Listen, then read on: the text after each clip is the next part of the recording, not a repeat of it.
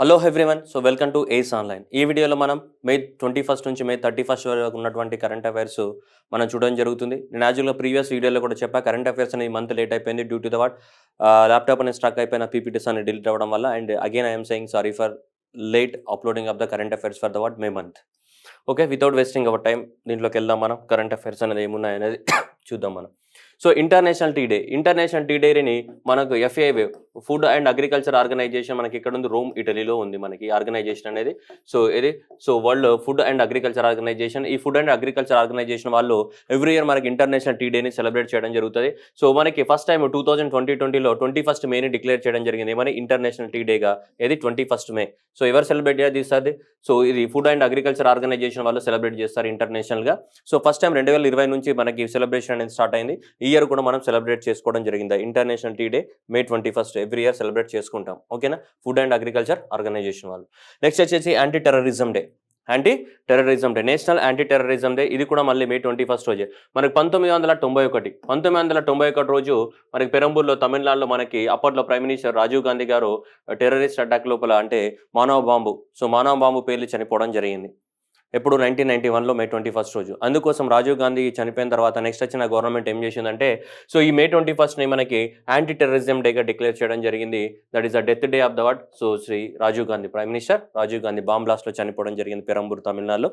దానికి గుర్తుగా మనకి ఈ యాంటీ టెర్రరిజంని మే 21ని మన నేషనల్ యాంటీ టెర్రరిజం డేగా ఎవ్రీ ఇయర్ సెలబ్రేట్ చేసుకుంటాం మనం.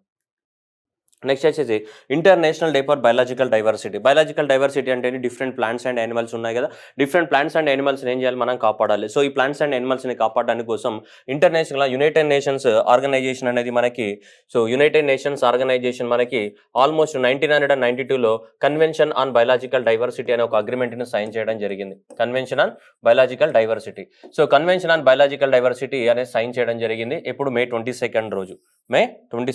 అందుకోసం మనకి 1992లో కన్వెన్షన్ ఆన్ బయాలజికల్ డైవర్సిటీ గురించి మనకు ఒక డ్రాఫ్ట్ అనేది ప్రిపేర్ చేసి అన్ని కంట్రీస్ ముందర సో ఒక అగ్రిమెంట్కి రావడం జరిగింది ఎప్పుడు 1992 ఇయర్లో. సో అందువల్ల మే 22 రోజు ఆ డ్రాఫ్ట్ చేయడం జరిగింది. కాబట్టి ఎవ్రీ ఇయర్ మే 22ని మనము ఇంటర్నేషనల్ బయాలజికల్ డైవర్సిటీ డేగా సెలబ్రేట్ చేసుకుంటాం మనము. అంటే ప్లాంట్స్ అండ్ యానిమల్స్ని కాపాడాలన్న ఉద్దేశంతో ఈ డేని సెలబ్రేట్ చేసుకోవడం జరుగుతుంది ఎవ్రీ ఇయర్. సో ఈ ఇయర్కి సంబంధించి థీమ్ వచ్చేసి మనకి building the shared future for the all life. అన్ని ప్లాంట్స్ అండ్ యానిమల్స్ కోసం ఏం చేయాలి, మనం కష్టపడాలి. That building a shared future for all the life. ఇంకా అర్థమై ఉంటుంది అది. సో అన్ని లైఫ్స్కి మనం ఫ్యూచర్ ఇవ్వాలి, మనం ఒక్కరే బతకడం కాదు, మనిషికి ఆశ ఉండాలి కానీ దురాశ ఉండకూడదు అనేది సింపుల్గా చెప్తున్నటువంటి సత్యం అది. So building a shared future for the all the life. Okay, next one. So tortoise day, world tortoise day May 23 every year May 23ని వరల్డ్ టార్టాయిస్ డేగా సెలబ్రేట్ చేసుకుంటాము. ఈ ఇయర్ అయితే చూడండి టార్టాయిస్ లాంగ్వేజ్లోనే రాయడం జరిగింది. Celebrate ask everyone to love and the save the turtles, తాబేళ్ల గురించి. సో మనకి 2000 ఇయర్ నుంచి ఈ ఆర్గనైజేషన్ ఒక ఎన్జిఓ స్టార్ట్ చేసింది. అది అమెరికన్ టార్టాయిస్ రెస్క్యూ అనే ఒక ఎన్జిఓ అనేది దీన్ని స్టార్ట్ చేయడం జరిగింది. ఎవ్రీ ఇయర్ వరల్డ్ టర్టిల్ డేని మనకు మే 23ని వరల్డ్ టర్టిల్ డేగా సెలబ్రేట్ చేసుకుంటాం. ఈ ఇయర్ అయితే celebrate and ask everyone to love and the save the turtles అనే థీమ్ తోటి మనం సెలబ్రేట్ చేసుకున్నాం. మన ఇండియాలో ఎక్కడ ఉన్నాయి మనకి స్పెషలైజ్ కూడా, ఇండియాలో మనకి ఆలివ్ రిడ్లీ టర్టిల్స్ అనేటివి ఉన్నాయి. మనకి స్పెషలైజ్డ్ టర్టిల్స్ ఇక్కడ ఒరిస్సా రాష్ట్రంలో ఉన్నాయి. మనకి ఏంటిది olive. So olive ridley turtles అనేటివి మనకి ఇండియాలో మనం కాపాడుతున్నాం. మన ఇండియాలో సో ఆలివ్ రిడ్లీ టర్టిల్స్ అనేటివి ఉన్నాయి ఇక్కడ ఒరిస్సా రాష్ట్రంలో. ఈ ఒరిస్సా రాష్ట్రంలో ఇక్కడ రిషికుల్య అనే ఒక రివర్ ఉంటుంది. రిషికుల్య బీచ్ లోపల మనకి ఆలివ్ రిడ్లీ టర్టిల్స్ ఉన్నాయి ఇండియాలో. ఈ ఆలివ్ రిడ్లీ టర్టిల్స్ని ప్రొటెక్ట్ చేయడానికి కోసము ఈ మొత్తం ప్రాంతాన్ని మనం ఒక వైల్డ్ లైఫ్ శాంక్చురీగా డిక్లేర్ చేయడం జరిగింది. దాని పేరు గహీర్మాత.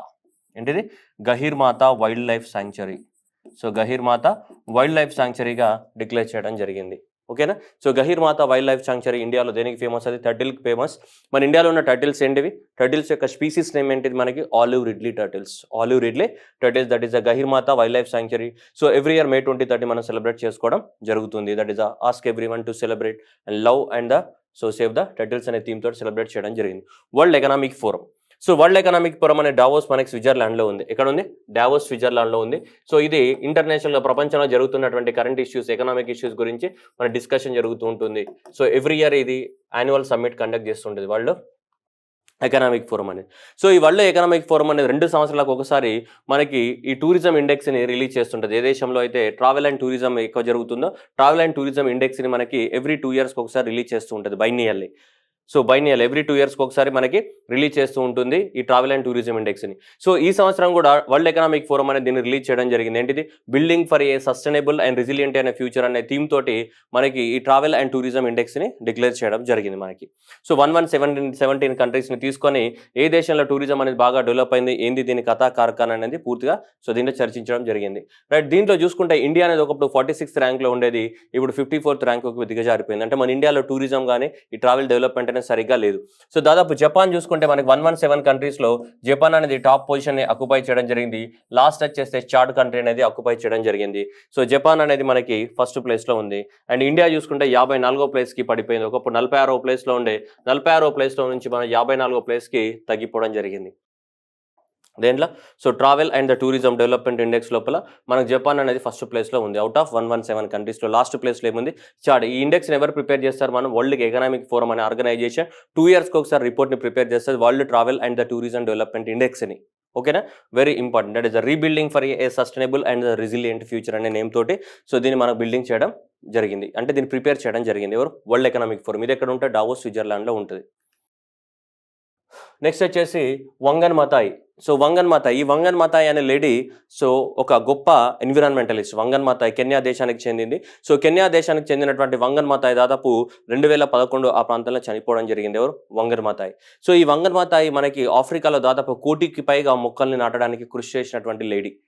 2011లో చనిపోవడం జరిగింది వంగన్ మాతాయి. సో ఆ వంగన్ మాతాయి పేరు మీదుగానే మనకి అవార్డుని ఎస్టాబ్లిష్మెంట్ చేయడం జరిగింది. ఇది Wangari Maathai award for the forest champions award అనేది. ఓకేనా? సో ఈ సంవత్సరానికి కానీ ఈ ఫారెస్ట్ ఛాంపియన్స్ అవార్డ్ అనేది కెమెరూన్ దేశానికి చెందినటువంటి ఈ పేరే వెరైటీగా ఉంది. సో ఈ పేరు ఎలా పలికితే మీరు అలా పలకండి. మీకు ఇక్కడ ఏముంది? సిసైల్, CECILE, సిసైల్. సో సిసైల్ అనే పర్సన్కి రావడం జరిగింది, కెమెరూన్ దేశానికి చెందిన అతను. సో ఈ ఆర్గనైజేషన్ ఈ అవార్డుని ఎవరు ఇస్తారు? మనకి FAO ఇస్తుంది, ఫుడ్ అండ్ అగ్రికల్చర్ ఆర్గనైజేషన్ ఏదైతే ఉందో సో ఈ అవార్డుని ఇవ్వడం జరుగుతుంది. ఓకేనా? సో ఇది మనకి ఈ సంవత్సరానికి గాను కెమెరూన్ దేశానికి చెందినటువంటి సిసిలీకి రావడం జరిగింది. ఇది వంగన్ మతాయి ఫారెస్ట్ ఛాంపియన్స్ అవార్డ్. ఎవరైతే ఫారెస్ట్ డెవలప్మెంట్ కోసం కృషి చేస్తారో వాళ్ళకి ఇచ్చే అవార్డు ఇది, వంగన్ మతాయి అవార్డు. ఎవరు? FAO వాళ్ళు ఇచ్చే అవార్డు అనేది ఇది. ఓకే, సో ఈ అవార్డు అనేది ఎవరికి రావడం జరిగింది? మనకి సిసిలీ, కెమెరూన్ దేశానికి చెందినటువంటి. Next International Booker Prize. So first Indian మన గీతాశ్రీ కనిపిస్తుంది ఇక్కడ, Geetanjali Shree. So Geetanjali Shree wins the international Booker Prize. Booker Prize కాదమ్మా, International Booker praise for the first Hindi novel, that is the tomb of the sand. Tomb of the sand అనే దానికి so మనకి ఈ first Indian to win the international Booker Prize అని రావడం జరిగింది. మనకి ఎవరికి?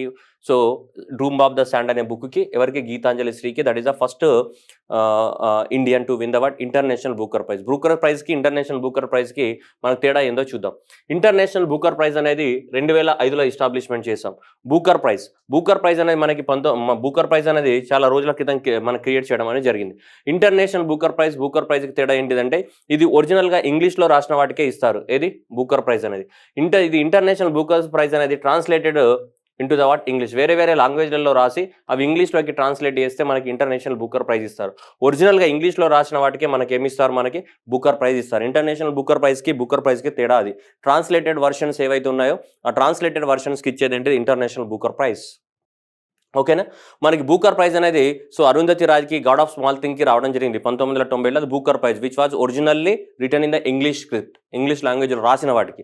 కానీ వేరే భాషలలో రాసి ఇంగ్లీష్లోకి ట్రాన్స్లేట్ చేస్తారు కదా, వాటికి ఇచ్చే వాటికి ఇంటర్నేషనల్ బూకర్ ప్రైజ్ అనేది ఉంటుంది. సో ఇప్పుడు మన గీతాంజలి శ్రీకి వచ్చింది ఏంటిది? బూకర్ ప్రైజ్ కాదు. బూకర్ ప్రైజ్ అనేది ఒరిజినల్ ఇంగ్లీష్లో ఇస్తారు. ఇది translated version. Tomb of the sand అనేది హిందీలో రాసిన నావెల్. ఆ హిందీలో రాసినటువంటి దాన్ని మనకి రాయడం జరిగింది మనకి Geetanjali. So the international Booker praise for the translated fiction of the tomb of the sand, so translated by the Daisy Rockwell. ఈ డైసీ రాక్వెల్ అనే అతను దీన్ని ట్రాన్స్లేట్ చేయడం జరిగింది. The book was published by the so ఇది రెడ్ సమాధి అనే పేరుతోటి హిందీలో మనకు పబ్లిష్ అయింది. ఆ హిందీలో పబ్లిష్ అయిన బుక్ని మనకి ఇంగ్లీష్లోకి ఏంటిది? టూంబ్ ఆఫ్ ద శాండ్ అని పబ్లిష్ చేయడం జరిగింది. This is the first book by the any Indian language to win the international Booker prize and this is the first novel translated to Hindi into the English to win the award. So international Booker prize గెలిచినటువంటి మొదటి పుస్తకం ఇదే. And రాసిన వాళ్ళు ఎవరు? గీతాంజలి శ్రీ. ఓకేనా? So very important. So మళ్ళీ ఒకసారి చూడండి, ఇది Geetanjali Shree international Booker prize. Okay, ఇది హిందీ వర్షన్ పేరేంటి? రెడ్ సమాధి అనేది హిందీ వర్షన్ పేరు. దాన్ని ట్రాన్స్లేట్ చేస్తే ఏమైంది? Tomb of sand. Next accredited social health workers, మనకి ఆశా వర్కర్స్ అంట. మన పల్లెటూళ్ళల్లో మనకి వైట్ శారీస్ కట్టుకొని ఇంటింటికి వచ్చి మీ పిల్లలు ఉన్నారా, మీ ఇంట్లో టీకా వేసుకున్నారా, లేదంటే వ్యాక్సిన్స్ వేసుకున్నారా, లేదంటే ఎవరైనా ప్రెగ్నెంట్ ఉమెన్ ఉన్నారా, ఎవరికి ఏమైనా డిసీజెస్ వచ్చాయా, ఇట్లాంటి డాటా అంటే కలెక్ట్ చేస్తూ ఉంటారు. మనకి ఆశా వర్కర్స్ అని చెప్తుంటాం మనం. అంగన్వాడీ కేంద్రాల్లో మనకి పల్లెటూళ్ళలో ఉంటారు ఆశా వర్కర్స్. ఈ ఆశా వర్కర్స్ అనే వాళ్ళు భారతదేశంలో హెల్త్ పారామీటర్స్ని డెవలప్మెంట్ చేయడంలో ఎంతో కృషి చేశారని చెప్పేసి మనకు every year world health organization అనేది హెల్త్ డిపార్ట్మెంట్లో కృషి చేసిన వాళ్ళకి అవార్డు ఇస్తుంది. ఆ విధంగానే ఈ సంవత్సరము మనకి వరల్డ్ హెల్త్ ఆర్గనైజేషన్ అనేది గ్లోబల్ హెల్త్ లీడర్స్ అవార్డు లోపల ఒక 6గురికి రావడం జరిగింది.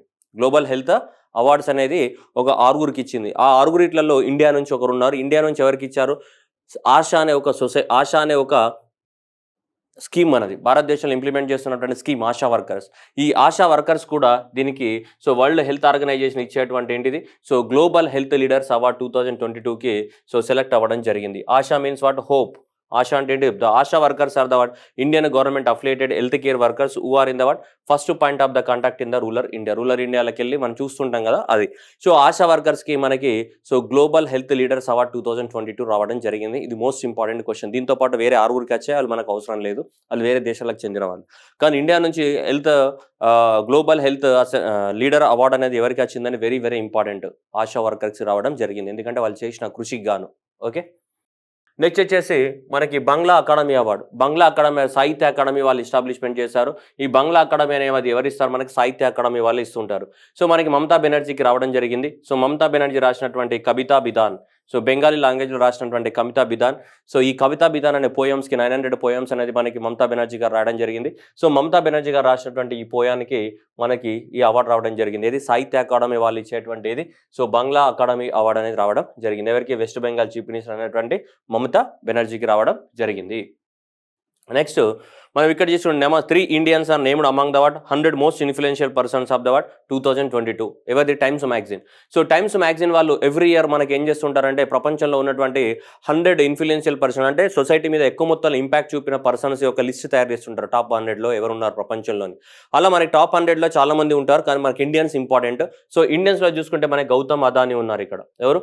గౌతమ్ అదానీ, ఇండస్ట్రియలిస్ట్ గౌతమ్ అదానీ. అండ్ కరుణా నుండి అండ్ ఖుర్రం పర్వేజ్ ఉన్నారు. కరుణా నుండి అండ్ ఖుర్రం పర్వేజ్, వీళ్ళు ముగ్గురు ఉన్నారు మనకి. ఓకేనా? ఇప్పుడు ఏది టైమ్స్ మ్యాగజైన్ అనేది 1999 నుంచి మనకు పబ్లిష్ చేస్తుంది. ఎవరు? 100 most influential persons of the world. India నుంచి ముగ్గురు ఉన్నారు. ఒకరు Gautam Adani, that is the group of the world 6th largest economy. అతని యొక్క అదానీ ఎంపైర్ మీ అందరికి తెలుసు ఎక్కువ మొత్తంలో. And Karuna Nundy a champion of the world women rights activist. ఈమె కరుణా నుండి మనకి ఉమెన్ రైట్స్ కోసం పోరాడినటువంటి కరుణా నుండి. అండ్ ఇక్కడ ఖుర్రం పర్వేజ్. నెక్స్ట్ ఎవరు? ఖుర్రం పర్వేజ్. నెక్స్ట్ గౌతమ్ అదానీ. ఈ ముగ్గురు అనే వాళ్ళు ఉన్నారు. Khurram Parvez is the chairperson of the what Asian federation against the involuntary disappearances. ఈ fought for the against the what human rights and injustice in the Kashmir region. Kashmir రీజన్లో చాలా మంది మాయమైపోతుంటారు. ఊరికే 2 రోజులు కనిపిస్తారు, 2 రోజుల తర్వాత మాయమైపోతుంటారు. ఎక్కడ పోతుంటారో తెలియదు మనకి. టెర్రరిస్ట్ లాగా కన్వర్ట్ అవుతారా, లేదంటే నిజంగా చంపేస్తారేమో. ఇలా డిసపియరెన్సెస్ గురించి కానీ అక్కడ ఉన్నటువంటి హ్యూమన్ రైట్స్ గురించి ఖుర్రం పర్వేజ్ పోరాడడం జరిగింది. కాబట్టి ఈ ముగ్గురికి మనకి భారతదేశం నుంచి ఈ ముగ్గురు అన్న most 100 influential persons of the వరల్డ్లో ఈ ముగ్గురు ఉన్నారు. గౌతమ్ అదానీ, కరుణా నుండి అండ్ ఖుర్రం పర్వేజ్. ఈ ముగ్గురు అనే వాళ్ళు most. That is Indian 3 Indians in the most 100 influential persons of the year by the times magazine. Every year times magazine publish చేస్తుంది. ఎప్పటి నుంచి? 1999 నుంచి. నెక్స్ట్ వరల్డ్ హెల్త్ ఆర్గనైజేషన్ ఒక హెడ్ క్వార్టర్ ఎక్కడ ఉంది? మనకి జెనీవా, స్విట్జర్లాండ్లో ఉంటుంది. వరల్డ్ హెల్త్ ఆర్గనైజేషన్ ఒక హెడ్ క్వార్టర్ ఇక్కడ జెనీవా, స్విట్జర్లాండ్లో ఉంటుంది. దీనికి ఒక హెడ్ ఉంటారు కదా, ఆ హెడ్ పేరుని ఏమంటాం? డైరెక్టర్ జనరల్ అంటాం. డైరెక్టర్ జనరల్ ఇతను మనకి టెడ్రోస్. ఎవరు? మనకి డాక్టర్ టెడ్రోస్ అదానన్. ఈ టెడ్రోస్ అనే అతను మనకి అంతకుముందు వరల్డ్ హెల్త్ ఆర్గనైజేషన్స్ ప్రెసిడెంట్గా ఎలక్ట్ అవ్వడం జరిగింది. ఎప్పుడు? 2017. 5 సంవత్సరాల టెన్యూర్ అనేది అయిపోయింది. 2017 నుంచి 2022 వరకు ఇతని యొక్క 5 years ఆఫ్ ద టెన్యూర్ అనేది అయిపోవడం జరిగింది. మళ్ళీ ఇతను రెండవసారి కూడా ఇప్పుడు మనకి అందరు కూడా ఇతనికి ఓటేయడం జరిగింది. మళ్ళీ రెండవసారి కూడా 5 సంవత్సరాల పాటు కొనసాగుతాడు ఇతను WHO హెల్త్ డైరెక్టర్ జనరల్గా. ఎవరు? టెడ్రోస్. ఏ దేశానికి చెందిన అతను ఇతను? మనకి ఆఫ్రికా అయినటువంటి ఇథియోపియా దేశానికి చెందిన అతను. ఏందమ్మా బుజ్జి? ఏ దేశం? ఇథియోపియా దేశానికి చెందిన ఇతను. ఆఫ్రికా నుంచి మనకి వరల్డ్ హెల్త్ ఆర్గనైజేషన్కి డైరెక్టర్ జనరల్గా అయినటువంటి మొదటి వ్యక్తి ఇథియోపియా దేశానికి అయినవాడు. అయితే ఇతను రెండవసారి 2015 నుంచి 2022 వరకు కొనసాగినాడు. ఇప్పుడు 2022 నుంచి మళ్ళీ 5 సంవత్సరాల పాటు కొనసాగుతాడు. దేనికి? వరల్డ్ హెల్త్ ఆర్గనైజేషన్ డైరెక్టర్ జనరల్గా. ఎవరు మనకు? టెడ్రోస్. ఏ దేశానికి చెందినవాడు? Ethiopia. Next captain. So Abhilasha Barak is the first women to combat aviator in the Indian army. ఇక్కడ మన పాయింట్ గుర్తుపెట్టుకోవాల్సింది ఏంటిదంటే అభిలాష. సో ఈ అభిలాష మేడం ఇండియన్ ఆర్మీకి చెందిన ఆమె. మామూలుగా మనము మన నేవీలో కానీ లేకుంటే ఎయిర్ ఫోర్స్లో కానీ ఉమెన్ ఉన్నారు. That is very common. Aviation సెక్టార్లో మన ఆర్మీలో కానీ నేవీలో కానీ ఎయిర్ ఫోర్స్లో కానీ ఉన్నారు ఉమెన్ అనేవాళ్ళు. అది వెరీ కామన్ అయిపోయింది. కానీ ఆర్మీలో జనరల్గా ఉమెన్ ఉండడం అనేది రేర్. ఆర్మీ వాళ్ళకు కూడా హెలికాప్టర్స్ ఉంటాయి కదమ్మా. ఆర్మీ వాళ్ళకు హెలికాప్టర్స్ నడపడానికి కూడా పైలట్స్ కావాలి కదా. సో ఆర్మీ వాళ్ళ హెలికాప్టర్స్కి మనకి కంబాట్ ఏవియేటర్గా యుద్ధంలో పార్టిసిపేట్ చేసే హెలికాప్టర్స్ ఏవైతే ఉంటాయో ఆర్మీ వాళ్ళు రన్ చేసే వాటికి, నేవీ ఎయిర్ ఫోర్స్ వాళ్ళు కాదు, ఆర్మీ వాళ్ళు రన్ చేసే వాటికి ఈమె ఫస్ట్ ఏవియేటర్గా సెలెక్ట్ అవ్వడం జరిగింది మనకు. Captain Abhilasha. So at the ceremony held in the combat aviation ట్రైనింగ్స్కి నాసిక్ నుంచి పాస్అవుట్ అవ్వడం జరిగింది. దాదాపు 36 మంది ఆర్మీ పైలట్స్కి ట్రైనింగ్ ఇవ్వడం జరిగింది. ఆ 36 మందిలో ఉన్నటువంటి లేడీ ఈ మొక్కామెన్ ఎవరు? Abhilasha Barak. 26-year-old from the Haryana has become the first women to combat aviation to join in ఇక్కడ ఇండియన్ ఆర్మీ. అది గుర్తుపెట్టుకోవాలా. అర్థమైందా? ఎయిర్ ఫోర్స్ నేవీ కాదు, దాంట్లో చాలా మంది ఉమెన్ ఉన్నారు. That is out common thing, but this is the rarest thing. So army వాళ్ళ తరపు నుంచి పైలట్లు హెలికాప్టర్స్ నడుపుతూ యుద్ధంలో పార్టిసిపేట్ చేసే ఫస్ట్ పైలట్ అన్నమాట ఈమె. ఓకే, సో గుర్తుపెట్టుకోవాలి. ఈ ధృవ హెలికాప్టర్స్ ఉన్నాయి కదా, ధృవ హెలికాప్టర్స్. ఆ ధృవ హెలికాప్టర్స్ని మనం నడపడానికి ఏమే శిక్షణ పొందడం జరిగింది. సో మనం గుర్తుపెట్టుకోవాలి ఎవరు? అభిలాష బరాక్. ఏ రాష్ట్రం నుంచి? హర్యానా రాష్ట్రం నుంచి. మోస్ట్ ఇంపార్టెంట్ క్వశ్చన్ కూడా ఇది ఎగ్జామ్ పర్పస్లో. Next world health assembly. So world health ఆర్గనైజేషన్కి సంబంధించినటువంటి అసెంబ్లీ పేరు ఏంటిది? World health assembly. So world highest body అనమాట. ప్రపంచంలో మనకి వరల్డ్ హెల్త్ ఆర్గనైజేషన్ ఏదైతే ఉందో, సో ఈ 194 మెంబర్స్. సో దీంట్లో 194 కంట్రీస్ అనే వాళ్ళు దీంట్లో మెంబర్స్. దేంట్లో? వరల్డ్ హెల్త్ ఆర్గనైజేషన్లో మెంబర్స్. ఈ వరల్డ్ హెల్త్ ఆర్గనైజేషన్ ఎక్కడ ఉంది? మనకి జెనీవాలో ఉంది. ఈ 194 కంట్రీస్ యొక్క మీటింగ్ పేరు ఏంటిది? ఎవ్రీ ఇయర్ మనం మీటింగ్ కండక్ట్ చేస్తాం, దాన్ని వరల్డ్ హెల్త్ అసెంబ్లీ అని చెప్తుంటాం. ఏమంటాం? World health assembly. Every year మనకి జెనీవా, స్విట్జర్లాండ్లో కండక్ట్ చేస్తుంటాం. ఎందుకంటే దీని యొక్క హెడ్ క్వార్టర్ ఎక్కడ ఉంది? జెనీవా, స్విట్జర్లాండ్లో ఉంది. సో ఇప్పుడు ఫస్ట్ టైం ఏంటిదంటే ఈ వరల్డ్ హెల్త్ అసెంబ్లీకి మనకి ఇండియా అనే చైర్పర్సన్గా ఎలక్ట్ అవ్వడం జరిగింది ఈ సంవత్సరానికి గాను. సో మరి ఇండియా నుంచి యూనియన్ హెల్త్ సెక్రటరీ అయినటువంటి Rajesh Bhushan is appointed as a chairperson of the committee at the 75th world health assembly. So ఈ 194 కంట్రీస్ కూర్చొని మీటింగ్ పెట్టుకుంటాయి కదా, దాన్నే హెల్త్ అసెంబ్లీ అంటాం. సో ఈ హెల్త్ అసెంబ్లీకి ఎవరో ఒకరు చైర్పర్సన్ ఉండాలి కదా, ఆ చైర్పర్సన్గా ఈ సంవత్సరానికి కానీ ఇండియా ఎలక్ట్ అవ్వడం జరిగింది. సో ఇండియా యొక్క హెల్త్ సెక్రటరీ ఎవరు? మనకి రాజేష్ భూషణ్ గారిని సో మనకి చైర్పర్సన్గా ఎలక్ట్ చేయడం జరిగింది. సో ఓకే, ఇది కూడా most important question. Next Vinay Kumar Saxena is appointed as a lieutenant governor of the Delhi. So ఢిల్లీకి ఇంతకుముందు అనిల్ బైజాల్ ఉండే. అనిల్ బైజాల్ కొంచెం పర్సనల్ రీజన్స్ వల్ల వెళ్ళిపోవడం జరిగింది, due to the personal reasons. So ఎవరు? అనిల్ బైజాల్. సో అనిల్ బైజాల్ ప్లేస్లో మనకి వినయ్ కుమార్ సక్సేనాని అపాయింట్ చేయడం జరిగింది. ఓకే, వినయ్ కుమార్ సక్సేనా ఉత్తరప్రదేశ్ నుంచి, మంచి కార్పొరేట్ ఈయన. సో మనకి కార్పొరేట్ సెక్టార్లో పనిచేస్తున్నటువంటి ఇతను. So Vinay Kumar Saxena is appointed new lieutenant governor of the Delhi. Philanthropic works కూడా చేయడం జరిగింది. సో ఫస్ట్ టైం ఎలాంటి పొలిటికల్ బ్యాక్గ్రౌండ్ లేకుండా ఒక పర్సన్ని మనకి గవర్నర్గా అపాయింట్ చేయడం జరిగింది. లెఫ్టినెంట్ గవర్నర్ ఆఫ్ ద ఢిల్లీగా అపాయింట్ చేయడం జరిగింది. ఎవరిని? Vinay Kumar Saxena. Next India's first Olympic values education programme launch in the ఒడిశాలోని దాదాపు 63 స్కూళ్ళల్లో లాంచ్ చేస్తారంట. సో ఏంటిది? Olympic values education programme. Olympic values అంటే ఇక్కడ ఒలింపిక్ గేమ్స్లో పార్టిసిపేట్ చేసి విన్ అవ్వడానికి కోసం ట్రైనింగ్ ఇవ్వడం అది కాదు.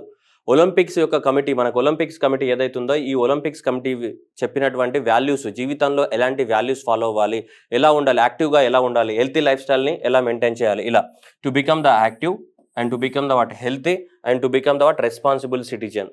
So value based curriculum was initiated to help the children to become the active and health and the responsible citizen ga ela undali అనే దాన్ని నేర్పిస్తారు. దాన్నే ఇలా నేర్పించాలని ఎవరు చెప్పారు? మనకి ఇంటర్నేషనల్ ఒలింపిక్ కమిటీ చెప్పింది. ఏవైతే ఒలింపిక్ గేమ్స్ని కండక్ట్ చేస్తారో ఆ ఇంటర్నేషనల్ ఒలింపిక్ కమిటీ అనేది అన్ని దేశాలకు చెప్పింది, మీరు ఇవి స్కూల్ చిల్డ్రన్స్లో ఇవన్నీ డెవలప్మెంట్ చేయాలని చెప్పేసి.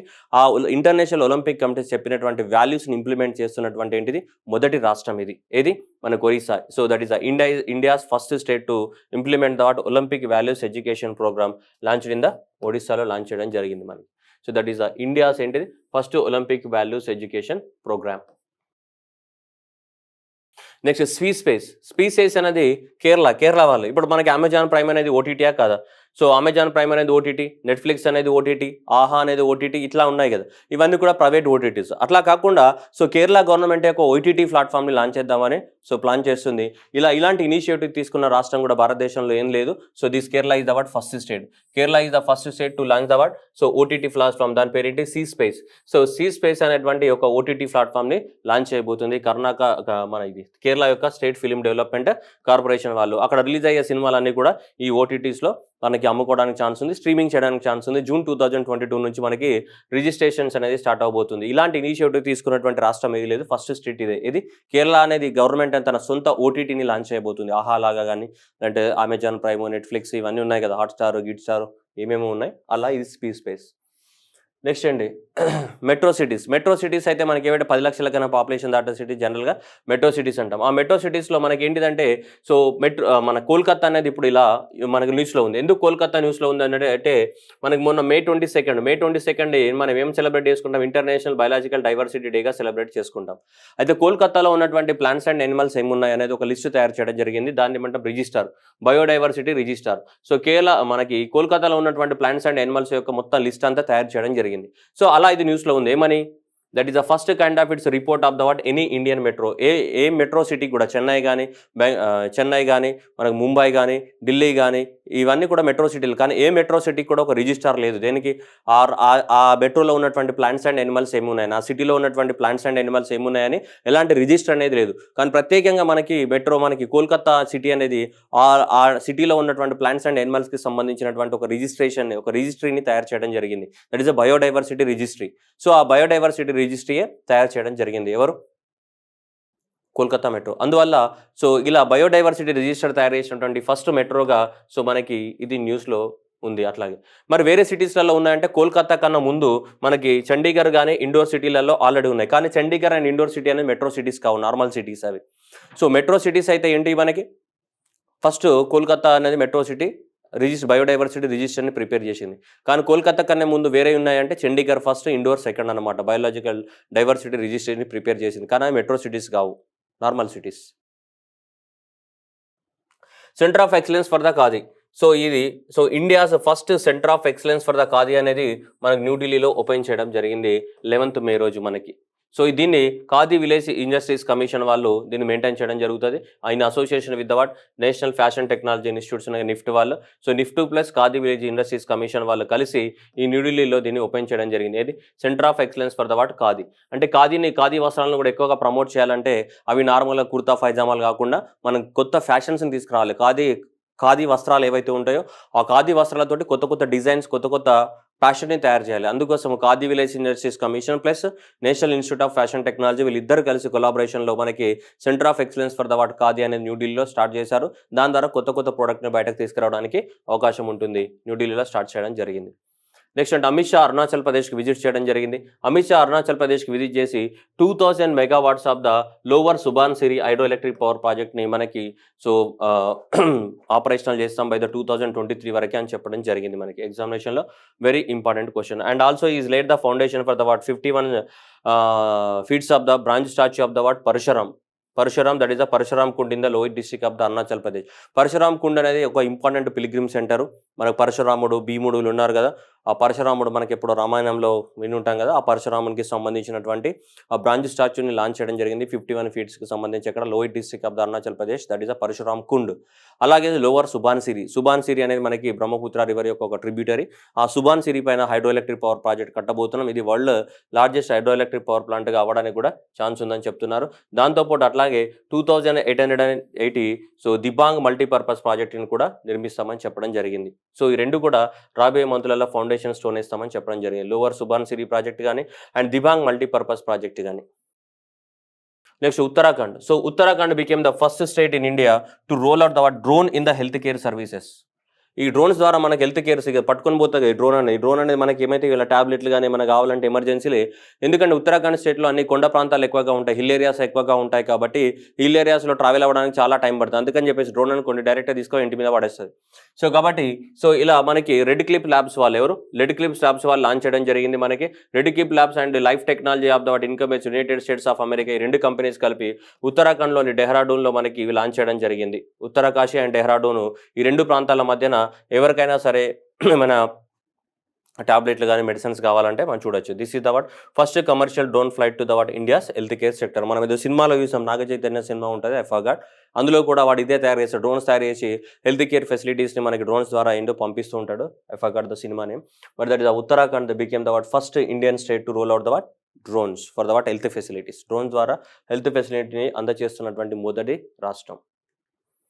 Next Rajasthan. So Rajasthan became the first state to create the what health accounts. Health accounts అంటే రాజస్థాన్ గవర్నమెంట్ అనేది ఒక పర్సన్కి ఎంత ఖర్చు పెడుతుంది అంటే హెల్త్ సెక్టర్ పైన ఎంత ఖర్చు పెడుతుంది, ప్రైమరీ హెల్త్ కేర్ పైన ఎంత పెడుతుంది, సెకండరీ హెల్త్ కేర్ పైన ఎంత పెడుతుంది, టెరిషరీ హెల్త్ కేర్ పైన పెడుతుంది, ఓవరాల్గా ఒక పర్సన్కి హెల్త్ కేర్ పైన ఎంత రాజస్థాన్ గవర్నమెంట్ అనేది ఖర్చు పెడుతుందని చెప్పేసి ఈ హెల్త్ కేర్ అకౌంట్స్ ఉన్నాయి కదా. సో హెల్త్ కేర్ యొక్క అకౌంట్స్ ఏవైతున్నాయో ఈ హెల్త్ కేర్ యొక్క అకౌంట్స్ అనేది బుక్ అనేది క్రియేట్ చేయడం జరుగుతుంది. Rajasthan became the first Indian state to became the what health care అకౌంట్స్కి సంబంధించినటువంటి ఒక బుక్ ప్రిపేర్ చేస్తున్నటువంటి మొదటి రాష్ట్రం ఏది రాజస్థాన్. ఒక పర్సన్ పైన హెల్త్ కేర్ సెక్టర్కి సంబంధించి ఎంత ప్రిపేర్ చేస్తున్నారు వాట్ ఈస్ అనేది మనకి బడ్జెట్లో కానీ లేదంటే మామూలుగా డే టు డేలో కానీ ఎంత రాష్ట్రంలో ఒక పర్సన్ పైన ఎంత ఖర్చు పెడుతున్నారు. Next one the wind and the solar hybrid power. Wind and the solar hybrid power ఏంటిది, మనకి మామూలుగా ఇప్పుడు సోలార్ ప్యానెల్స్ ఉన్నాయి. సపోజ్ ఇక్కడ మనకి విండ్ ప్యాన్ ఉంది అనుకోండి, విండ్ ప్యాన్ ఇలా ఉంటుంది.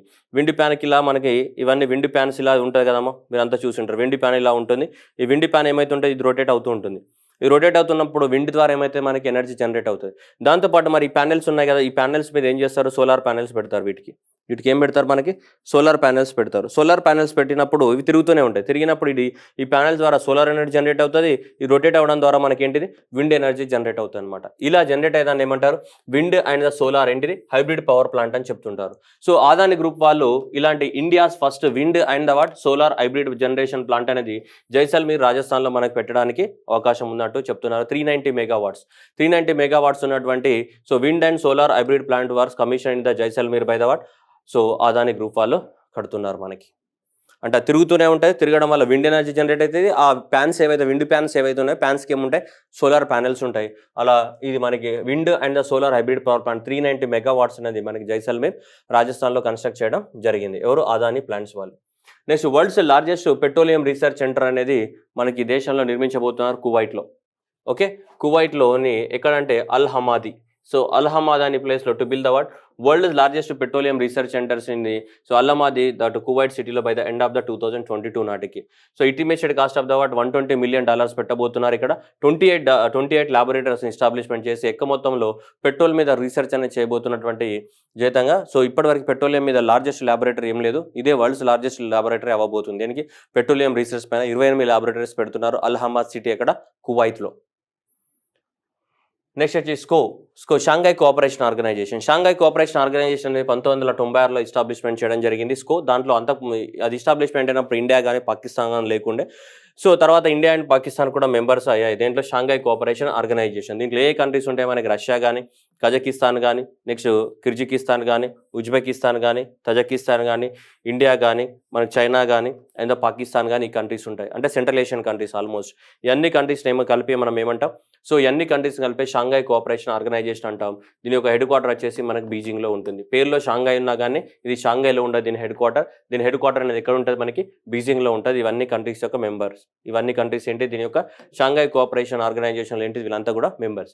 ఈ అన్ని కంట్రీస్ కలిపి ఒక ఇండియా అనేది మీటింగ్ కండక్ట్ చేసింది. ఆ మీటింగ్ పేరు ఏంటిది, షాంఘై కోఆపరేషన్ ఆర్గనైజేషన్. చూడండి రీజనల్ ఇక్కడ చూడండి యాంటీ టెర్రరిస్ట్ స్ట్రక్చర్స్ అని చెప్పాం. Regional anti terrorist structures. That is the SCO and ఏమంటాం దీని షార్ట్కట్లో ర్యాట్స్ అని పిలుస్తుంటాం జనరల్గా. స్కో అండ్ ద ర్యాట్స్ అనేది. దీని యొక్క సమ్మిట్ అనేది 2022లో మనకి ఇండియాలో జరిగింది. ఓకేనా. ఈ సమ్మిట్ అనేది ఎక్కడ జరిగిందని అడగడానికి అవకాశం ఉంటుంది మనకి. Very very important. SCO RATS summit అనేది ఎక్కడ జరిగింది, ఇండియాలో జరగడం జరిగింది. ఓకేనా, వెరీ ఇంపార్టెంట్. దీంట్లో మనకు జనరల్గా షాంఘై కోఆపరేషన్ ఆర్గనైజేషన్లో ఉన్నటువంటి కంట్రీస్ ఏముంటాయమ్మా, ఇవన్నీ కదా ఇంతకుముందు చెప్పిన. రష్యా ఉంది, చైనా ఉంది, India, Pakistan, కిర్జికిస్తాన్, Kazakhstan, Tajikistan, Uzbekistan. దీంట్లో లేనిది ఏంటిది, తుర్కమెనిస్తాన్ ఒకటి ఉండదు. ఏముండదు మనకి, తుర్కమెనిస్తాన్ ఉంది కదా. ఈ తుర్కమెనిస్తాన్ అనేది ఉండదు. తుర్కమెనిస్తాన్ లేకుండా ఇవన్నీ మిగతా ఉన్నవి ఏవి, కజకిస్తాన్, ఉజ్బెకిస్తాన్, పాకిస్తాన్, ఇవన్నీ కూడా షాంఘై కోఆపరేషన్ ఆర్గనైజేషన్. వీళ్ళకి సంబంధించినటువంటి యాంటీ టెర్రరిస్ట్ స్ట్రక్చర్ యొక్క మీటింగ్ అనేది మనకి జరిగింది. 17th నుంచి 19th వరకు జరగడం జరిగింది. Next Saudi Aramco. Saudi Aramco అనేది ప్రపంచంలోనే మోస్ట్ వాల్యూడ్ కంపెనీగా మనకి యాపిల్ కంపెనీని బీట్ చేయడం జరిగింది. యాపిల్ కంపెనీ అనేది ఆల్మోస్ట్ మనకు చూసుకుంటే ఇక్కడ వాల్యూ ప్రకారంగా చూసుకుంటే సో అరామ్కో అనేది $2.43 ట్రిలియన్ రీచ్ అవ్వడం జరిగింది మనకి. సో యాపిల్ కంపెనీ అనేది $2.37 ట్రిలియన్ ఉండే యాపిల్ కంపెనీని బీట్ చేసి $2.37 ఉన్న యాపిల్ కంపెనీని బీట్ చేసి మనకి సో $2.43 ట్రిలియన్ తోటి most valued company of the వరల్డ్గా రికార్డులోకి ఎక్కింది. ఇది సౌదీ అరామ్కో. ఇదేంటిదంటే సౌదీ అరామ్కో అనేది ప్రపంచంలోని largest oil producing company and Saudi అరేబియాలో కూడా లార్జెస్ట్ ఆయిల్ ప్రొడ్యూసింగ్ కంపెనీ ఇది Saudi Aramco. So Saudi Aramco అనేది మనకి యాపిల్నే బీట్ చేసిందంటే మీరు అర్థం చేసుకోవచ్చు. అంత మొత్తంలో ఎందుకు ఆయిల్కి ఎక్కువ మొత్తంలో డిమాండ్ పెరగడం వల్ల ఈ రష్యా ఉక్రెయిన్ వార్ వల్ల సో ఆయిల్కి ఎక్కువ మొత్తంలో డిమాండ్ పెరగడం వల్ల సో దీని యొక్క కంపెనీ యొక్క వాల్యూ అనేది పెరగడం జరిగింది. Next FDI, foreign direct investment. వేరే దేశాలు మన ఇండియాలో పెట్టే ఇన్వెస్ట్మెంట్ని జనరల్గా ఏమంటాం మనం ఫారెన్ డైరెక్ట్ ఇన్వెస్ట్మెంట్ అంటాం. సో అలా ఇండియాకి వేరే దేశాల నుంచి చూసుకుంటే మనకి పోయిన సంవత్సరం కనుక చూస్తే $83.57 బిలియన్ అనేది ఏమొచ్చింది మనకి ఫారెన్ డైరెక్ట్ ఇన్వెస్ట్మెంట్ రావడం జరిగింది. అంతకుముందు 62 ఉండే, 74 అండ్ 81. ఈ సంవత్సరానికి కానీ ఎంత వచ్చింది మనకి $83.57 బిలియన్ ఆఫ్ ద ఏమైంది మనకి ఫారెన్ డైరెక్ట్ ఇన్వెస్ట్మెంట్ అనేది రావడం జరిగింది. $83.57 billion of the foreign direct investment అనేది రావడం జరిగింది మనకి. ఈ $83 బిలియన్ చూసుకుంటే ఎక్కువ మొత్తంలో మన కంప్యూటర్ సాఫ్ట్వేర్లోకే 25% అనేది రావడం జరిగింది. Then followed by the service సెక్టర్లకి and then followed by the automobile సెక్టర్లకి 12% రావడం జరిగింది. ఓకేనా. సో మరి దీంట్లో ఎక్కువ మొత్తంలో కర్ణాటక నుంచి రావడం జరిగింది. ఎక్కువ మొత్తంలో కర్ణాటకకి వెళ్ళడం జరిగింది. Then followed by Delhi, then followed by the మహారాష్ట్రకి ఎక్కువ మొత్తంలో మనకు వెళ్ళినట్టు డాటా చెప్తుంది. సో ఎక్కువ మొత్తంలో కంప్యూటర్ అండ్ సాఫ్ట్వేర్ సర్వీస్లోకి వెళ్ళింది ఎఫ్డిఐ. అండ్ స్టేట్ అయితే ఎక్కువ మొత్తంలో కర్ణాటక రాష్ట్రం రిసీవ్ చేసుకుంది భారతదేశంలో ఎఫ్డిఐ అనేది. సో ఈ $83 బిలియన్ ఏవైతే ఉన్నాయో ఈ $83 బిలియన్ ఎక్కువ మొత్తంలో ఈ ఫీల్డ్లోకి వెళ్ళింది 25%. అండ్ రిసీవబుల్ స్టేట్లో చూసుకుంటే మనకి కర్ణాటక. నెక్స్ట్ ఈ మణిపూర్ రాష్ట్రంలో ఎప్పుడు ఎవ్రీ ఇయర్ అనేది ఈ ఫెస్టివల్ అనేది సెలబ్రేట్ చేసుకుంటారు మనకి ఇక్కడ మణిపూర్ రాష్ట్రంలో. That is the 4th edition of the lily festival, Shirui lily festival. Shirui అనేది ఒక నేమ్ ఆఫ్ ద విలేజ్. ఆ నేమ్ ఆఫ్ ద విలేజ్లో జనరల్గా జూలై మంత్లో మనకి లిల్లీ ఫ్లవర్స్ అనేది బ్లస్సూమ్ అవుతాయి. సో పువ్వులు పూస్తాయి లిల్లీ ఫ్లవర్స్. ఆ షిరుయి సో లిల్లీ ఫెస్టివల్ అనేది మణిపూర్ రాష్ట్రంలో ఎవ్రీ ఇయర్ అనేది మనకు సెలబ్రేట్ చేసుకుంటారు అక్కడ. సో లిల్లీ ఫ్లవర్స్ అనేది పూస్తూ ఉంటాయి కాబట్టి ఎవ్రీ ఇయర్ సెలబ్రేట్ చేసుకుంటారు లిల్లీ ఫెస్టివల్ ఇక్కడ మణిపూర్ రాష్ట్రంలో. The state flower of the Manipur కూడా ఇది. లిల్లీ అనేది ఏంటిది state flower of Manipur. Next Kishore Jayaram received the order of the British empire award for hour majesty of the British. So ఇండియాకి యూకేకి మధ్యన సో ఎవరికైతే మంచి ఫ్రెండ్లీ రిలేషన్స్ మెయింటైన్ చేస్తారో, ఎవరైతే యూకే తోటి బిజినెస్ డెవలప్మెంట్ కోసం పార్టిసిపేట్ చేస్తారో వాళ్ళకి బ్రిటిష్ క్వీన్ ఇచ్చేటువంటి హైయెస్ట్ అవార్డులు ఇవన్నీ కూడా. So Rolls Royce India president ఎవరైతే కిషోర్ జయరామ్ ఉన్నారో ఇతనికి సో బ్రిటిష్ గవర్నమెంట్ అనేది ఇండియాకి యూకేకి మధ్యన బిజినెస్ డెవలప్ అవ్వడానికి కృషి చేసేందుకు కానీ ఇతనికి సో బ్రిటిష్ ఎంపైర్ అవార్డు ఇవ్వడం జరిగింది. ఎవరికి? Kishore Jayaram, Rolls Royce India president. Next Quad countries. Quad అంటే 4. ఈ 4 కంట్రీస్ జపాన్ కానీ, అమెరికా కానీ, నెక్స్ట్ ఆస్ట్రేలియా కానీ ఇవన్నీ కూడా. సో ఎందుకంటే ఇవి ఇండియన్ ఓషన్ ప్లస్ పసిఫిక్ ఓషన్కి సో మేజర్ కంట్రీస్ అనమాట. సో ఇండియన్ ఓషన్ని పసిఫిక్ ఓషన్ని చుట్టూ ఉన్నటువంటి మేజర్ కంట్రీస్ ఈ 4 కంట్రీస్. అయితే ఇక్కడ కూడా చైనా ఉంది. సో ఈ చైనా కూడా మనకి పసిఫిక్ ఓషన్ని డామినెన్స్ చేయాలనుకుంటుంది. కాబట్టి చైనాని కౌంటర్ చేయడానికి కోసం ఈ 4 దేశాలు కూటమిగా ఏర్పడడం జరిగింది గ్రూప్గా. సో ఈ 4 దేశాల కూటమిని ఏమంటాం మనం? క్వాడ్ అని చెప్తుంటాం. Quad is nothing but that is the 4 countries Japan, America, India and Australia. ఈ 4 countries to counter the China quad.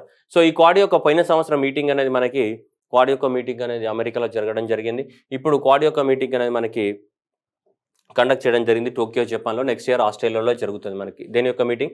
Quad యొక్క మీటింగ్ అనేది. So quad countries meeting in the 2000 Tokyo జపాన్లో 24th May నుంచి మనకి ఇది జరగడం జరిగింది. 4 కంట్రీస్ యొక్క ప్రెసిడెంట్ అనేది అపాయింట్ రావడం జరిగింది మనకి. లాస్ట్ వీక్ కరెంట్ అఫైర్స్లో కూడా చూసాం. ఆస్ట్రేలియా కొత్త ప్రైమ్ మినిస్టర్ ఎవరు? Anthony Albanese. Right. Next announcement is about Q champ అంటే క్వాడ్ చాంప్ అంటే ఏంటిది? ఇది quad climate change adaptation and the mitigation ప్యాకేజ్ని మనం క్వాడ్ అని చెప్తుంటాము. సో క్లైమేట్ చేంజ్ని అరికట్టడానికి కోసము మనకి సపరేట్గా 2 థీమ్స్ తోటి మనకి ఈ క్వాడ్ యొక్క మీటింగ్ అనేది జరగడం జరిగింది. క్వాడ్ లీడర్స్ యొక్క సమ్మిట్ అనేది జరిగింది. సో క్యూ చాంప్ అనేది ఎవరు అనౌన్స్మెంట్ చేశారని అడగవచ్చు. క్యూ చాంప్ అనేది క్లైమేట్ చేంజ్ కోసం ఈ 4 దేశాలు తీసుకుంటున్నటువంటి నిర్ణయాన్ని మనం ఏమంటాం? సో ఈ quad climate change adaptation mitigation package అని చెప్తున్నాం మనం. ఓకేనా. నెక్స్ట్ దీస్ లీడర్స్ అనే వాళ్ళు ఒకరికొకరు కోఆపరేట్ చేసుకోవడానికి కోసం ఒక $50 బిలియన్ రూపీస్ని కూడా కేటాయించడం జరిగింది ఫర్ ద ఇన్ఫ్రాస్ట్రక్చర్ డెవలప్మెంట్ కోసం ఎక్కడ ఈ ఇండో పసిఫిక్ రీజియన్ లోపల ఇన్ఫ్రాస్ట్రక్చర్ డెవలప్మెంట్ కోసం నెక్స్ట్ 5 years కోసం 50 బిలియన్స్ని అనౌన్స్మెంట్ చేయడం జరిగింది. అలాగే quad partnership on the humanitarian assistance and disaster relief కోసం కూడా ఒక పార్ట్నర్షిప్ని తయారు చేయడం, డిజాస్టర్స్ వచ్చినప్పుడు తట్టుకోవడానికి కానీ వాటికి సంబంధించి కూడా that is a quad partnership on the humanitarian assistance and the disaster relief ఒక పార్ట్నర్షిప్ తయారు చేయడం జరిగింది. అలానే మనకి బయలాజికల్ ఈ ఫెసిలిటీ అనేది ఒకటి ఇండియాలో డెవలప్ చేయడం జరిగింది. అది వ్యాక్సిన్ టెస్టింగ్ కానీ వాటికి సంబంధించి ఉపయోగపడడానికి క్వాడ్ కంట్రీస్కి. అలానే నెక్స్ట్ క్వాడ్ సమిట్ అనేది మనకి ఆస్ట్రేలియాలో జరగబోతుంది ఇప్పుడు 2023లో. ఒకసారి క్వాడ్ని కనుక రివ్యూ చేస్తే క్వాడ్ అనేది 4 దేశాల కూటమి చైనాకి కౌంటర్గా తయారవ్వడం జరిగింది. సో లాస్ట్ ఇయర్ అమెరికాలో జరిగింది, ఇయర్ టోక్యోలో జరిగింది, 2023లో ఆస్ట్రేలియా జరగబోతుంది. ఇక్కడ జరిగిన సమిట్లో వీళ్ళు తీసుకున్న నిర్ణయం ఏంటి, ఒకటి క్లైమేట్ చేంజ్ మీద క్యూ ఛాంప్ని లాంచ్ చేయడం జరిగింది. వాళ్ళు నిర్ణయాలు తీసుకుంటారంట. నెక్స్ట్ ఇన్ఫ్రాస్ట్రక్చర్ కోసం 50 బిలియన్స్, అట్లాగే హ్యుమానిటేరియన్ డిజాస్టర్ రిలీఫ్ అసిస్టెన్స్ని డెవలప్మెంట్ చేయడం జరిగింది. అట్లాగే దీన్ని కూడా సో ఈ వ్యాక్సిన్ టెస్టింగ్ సెంటర్ కోసం బయలాజికల్ ఈ ఫెసిలిటీస్ కూడా ఇండియాలో డెవలప్మెంట్ చేస్తున్నారు. నెక్స్ట్ బ్రిక్స్ కంట్రీస్ అన్ని కూడా ఒకదానికొకరి మనకు 5 countries Brazil, India, Russia, China, south Africa. ఈ కంట్రీస్ ఏమంటే మనం బ్రిక్స్ కంట్రీస్ అని చెప్తుంటామా లేదా. సో ఈ బ్రిక్స్ కంట్రీస్ అనే వాళ్ళు ఒకరికొకరు స్పేస్ ఫీల్డ్ లోపల కోఆపరేషన్ చేసుకోవడానికి కోసము ఈ బ్రిక్స్లో కూడా ఏంటి బ్రిక్స్ కంట్రీస్ అనే ఫర్దర్ స్పేస్ కోఆపరేషన్. అందుకోసము ఈ బ్రిక్స్ కంట్రీస్ అనే రిమోట్ సెన్సింగ్ శాటిలైట్లు ఏవైతే ఉన్నాయో రిమోట్ సెన్సింగ్ శాటిలైట్ల అబ్జర్వేషన్ డాటాని షేర్ చేసుకుంటారంట ఒక్కొక్కరు. ఈ 5 దేశాలు ఇప్పుడు సో ఈ గ్యాఫోన్ కానీ జియోని కానీ ఈ 2 శాటిలైట్లు లాంచ్ చేసింది ఎవరు, China. And CBRS developed jointly by Brazil and the China. And Kanopus developed by the Russia. And Resourcesat 2 and 2A developed by the India. ఇవన్నీ కూడా రిమోట్ సెన్సింగ్ శాటిలైట్. సో ఇవన్నీ కూడా ఈ బ్రిక్స్ దేశాలు లాంచ్ చేసినటువంటి different satellites. ఈ satellites యొక్క data అంతా ఒకరికొకరు షేర్ చేసుకుంటూ ఉంటారంట. ఇవన్నీ కూడా దేని గురించి, భూమి మీద ఉన్నటువంటి ఓషన్స్ కానీ, ఫారెస్ట్ ఏరియా కానీ, మినరల్స్ కానీ, ఈ వాటర్ కానీ ఇలాంటి వాటి గురించి మనకు పిక్చర్ తీస్తుంటాయి. న్యాచురల్ రిసోర్సెస్ గురించి ఏం చేస్తుంటాయి, అవి పిక్చర్స్ తీస్తుంటాయి. సో ఈ అన్ని దేశాలు లాంచ్ చేసినటువంటి ఈ శాటిలైట్స్ ఉన్నాయి కదా, ఈ అన్ని దేశాలు లాంచ్ చేసినటువంటి ఈ శాటిలైట్స్ ఏవైతే ఉన్నాయో ఇవన్నీ డాటా అనేది ఒకరికొకరు షేర్ చేసుకోవడానికి కోసము మనకు అగ్రిమెంట్ రాసుకోవడం జరిగింది. ఎవరు, ఈ బ్రిక్స్ కంట్రీస్ అనేటివి. Next so through the video conference the Jaishankar external affair ministry attended the BRICS foreign minister summit 2022 so which was hosted by the China in the. So ఇది ఇంపార్టెంట్. బ్రిక్స్ యొక్క foreign ministers యొక్క summit అనేది Wang Yi and చైనాలో జరగడం జరిగింది. Foreign ministers ఎవరైతే bricks దేశాల యొక్క 5 దేశాలు ఉన్నాయి కదా, సో 5 దేశాల యొక్క మనకి ఫారిన్ మినిస్టర్స్ ఎవరైతే ఉన్నారో ఈ 5 దేశాల ఫారిన్ మినిస్టర్ యొక్క సమ్మిట్ అనేది సో అక్కడ వాంగి చైనా సిటీలో జరగడం జరిగింది. Next India plans 10 hydro electric power plants to utilize the waters of the world with Pakistan. So ఏదైతే మనకి ఈ పాకిస్తాన్కి సంబంధించి మనకి ఇండస్ వాటర్ ఉన్నాయి కదా, సో ఇండస్ వాటర్ ట్రీటీ అనేది మనకి ఇండియాకి పాకిస్తాన్కి మధ్యన వాటర్ షేర్ చేసుకోవడానికి 1960లో సైన్ చేయడం జరిగింది. దీంట్లో మనకు చూసుకుంటే మనకి ఇండస్ రివర్ కానీ, ఇండస్ రివర్ కానీ, మనకి చీనాబ్ రివర్ కానీ, నెక్స్ట్ జీలం రివర్ కానీ ఇవి పూర్తిగా పాకిస్తాన్కి ఇచ్చేయడం జరిగింది వాటర్ వాడుకోమని. నెక్స్ట్ సట్లెజ్ కానీ, రావి కానీ, బియాస్ కానీ ఈ రివర్స్ అనేటివి 100% వాటర్ ఇండియా వాడుకోవచ్చు. అండ్ దీంట్లో పాకిస్తాన్ అనేది మనకి వాడుకోవచ్చు. దీంట్లో ఈ రివర్స్లో కూడా ఇండియా అనేది 20% వాడుకోవచ్చు. 20% వాడుకొని మిగిలిందంతా కూడా పాకిస్తాన్కి వదిలేయాల్సి ఉంటుంది according to the Indus water treaty. మన రావి, బియాస్, సట్లెజ్ కానీ మనమే మొత్తం 100% వాడుకోవచ్చు. దీంట్లో 20% వాడుకోవచ్చు. దీంట్లో ఇండస్, చీనాబ్, జీలం రివర్లో. Okay right. ఇప్పుడు ఈ మనకున్నటువంటి షేర్ ఆఫ్ ద వాటర్ ఏదైతే ఉందో ఈ షేర్ ఆఫ్ ద వాటర్ని ఉపయోగించుకోవడానికి కోసము సో ఇండియా అనేది 10 హైడ్రో ఎలక్ట్రిక్ పవర్ ప్లాంట్ని మనకు ప్లాన్ చేయడం జరుగుతుంది. సో ఇక్కడ 1000 megawatts on the Pakaldul project and 850 megawatts of the Ratle project and 640 of the Kiru project and 540 megawatts of the Kawar project అనేది ఇవి కొత్తగా యాడ్ చేయడం జరుగుతుంది. దాంతోపాటు మనకి so 1856 of the Sawalkot project and 930 megawatts of the Kirtai 2 and 500 megawatts of the Dugar and next వచ్చేసి 240 megawatts of the Uri so and 260 megawatts of the Dulhasti project. ఈ 10 hydro electric power ప్లాంట్ని మనకి government of India ప్లానింగ్లో ఉంది అనమాట. మొత్తం మనకి Indus water treaty ప్రకారం ఏవైతే వాటర్ రావాలో ఆ వాటర్ అన్నీ కూడా రావడానికి ఛాన్సెస్ ఉన్నాయి. ఈ ప్రాజెక్టులన్నీ గురించి కూడా మీరు సబ్జెక్ట్లో చదివి ఉంటారు, జాగ్రఫీ సబ్జెక్ట్లో.